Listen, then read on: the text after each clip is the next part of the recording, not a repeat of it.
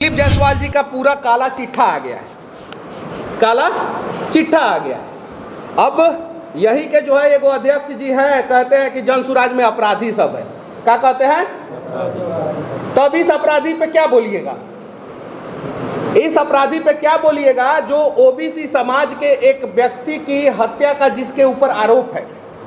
मेरे ऊपर भी बहुत सारा आरोप है, मेरे ऊपर भी बहुत सारा केस मुकदमा है, लेकिन हम जो है जनता के हित के लिए केस मुकदमा खाए हैं, किसी कॉलेज को कब्जियाने के लिए नहीं ना। इनके ऊपर आरोप है, इन्होंने जो है कॉलेज पे जो है कब्जा किया है। किशनगंज का माइनॉरिटी का कॉलेज है और मोदी जी जो है माइनॉरिटी की बात करते हैं, कहते हैं सबका साथ सबका विकास की बात करते हैं। उसके अलावा जो है 25 वर्ष से जो है ये अवैध तरीके से जो है उस पर कब्जा करके रखे हैं। कॉलेज का नाम है एमजीएम और बीजेपी के प्रदेश अध्यक्ष, जो बीजेपी हिंदुत्व की बात करती है, उसके प्रदेश अध्यक्ष का कॉलेज किशनगंज में होता है, जहां पे 60% से ज़्यादा मुसलमान लोग हैं।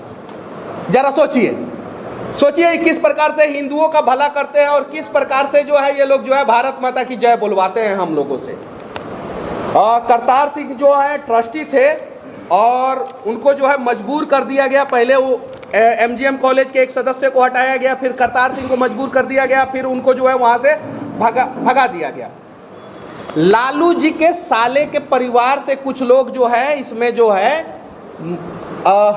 एमबीबीएस की डिग्री लिए हैं और उसके अलावा 50 से ज़्यादा अलग अलग नेता अलग अलग पार्टी के और उनके परिवार के बच्चों को जो है इस मेडिकल कॉलेज ने जो है एमबीबीएस की डिग्री दी है। आपकी बहन जो है डॉक्टर बनना चाहती है, आपके पास 1 करोड़ रुपया नहीं है तो नहीं बन पाएगी। आपके घर का बच्चा जो है डॉक्टर बनना चाहता है, नहीं हो पाएगा। लेकिन दिलीप जायसवाल जी राजद के बच्चे को, जदयू के बच्चे को, कांग्रेस के बच्चे को, कम्युनिस्ट पार्टी के बच्चे को जो है यहाँ पे जो है कम दाम में या कहिए तो फ्री ऑफ कॉस्ट जो है एमबीबीएस की डिग्री दे रहे हैं। काहे दे रहे हैं? काहे कि डरे हुए हैं, काहे कि कल जो है कम्युनिस्ट पार्टी धरना पे बैठ जाएगा। अभी तक ये सारा एक्सपोज होने के बाद कम्युनिस्ट पार्टी जो है विधानसभा में मनीष कश्यप के खिलाफ धारणा करता है। काहे कि मनीष कश्यप को जो है एक अवार्ड दे दिया जाता है, तो वो तो अपराध नहीं था, तो भी धारणा करता है। लेकिन अभी तक ना राबड़ी देवी ने कुछ बोला, न राहुल गांधी ने दिलीप जायसवाल पे कुछ बोला, न कांग्रेस पार्टी के नेताओं ने कुछ बोला, न कम्युनिस्ट पार्टी के नेताओं ने कुछ बोला, न पक्ष ने बोला, न विपक्ष ने बोला। जबकि दिलीप जायसवाल बोले थे कि 48 घंटे में हम जवाब देंगे। काहे नहीं जवाब दे रहे हैं? हिम्मत है जवाब देने का? नहीं है हिम्मत। और उसके बाद से जो है बहुत सारी समस्याएं हैं, मतलब कि इस कॉलेज में, और इस कॉलेज की सारी समस्याओं को उजागर करने वाले जो है सिर्फ और सिर्फ इकलौता व्यक्ति जो है वो प्रशांत किशोर है। बच्चा झा नाम के एक व्यक्ति के सहारे जो है दिलीप जायसवाल की एंट्री होती है, उसमें जो है सपोर्ट स्टाफ के रूप में, चपरासी के रूप में, डी ग्रुप के रूप में, मतलब वहाँ पे जो है वो चपरासी के रूप में एंट्री करते हैं। और इनके अंदर भारत माता इतना शक्ति दे देती है कि चपरासी से सीधे मेडिकल कॉलेज के मालिक बन जाते हैं। कौन सी बन जाते हैं?